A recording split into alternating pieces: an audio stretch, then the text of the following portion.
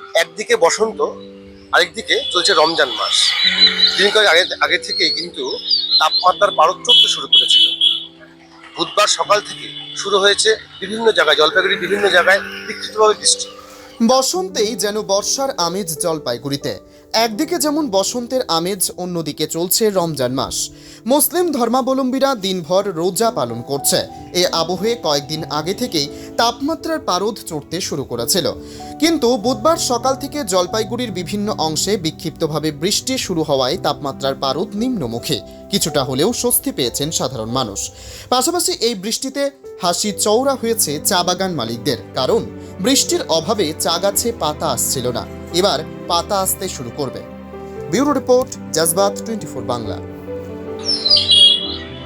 একদিকে বসন্ত, আরেকদিকে চলছে রমজান মাস। দিন কয়েক আগে থেকেই কিন্তু তাপমাত্রার পারদ চড়তে শুরু করেছিল।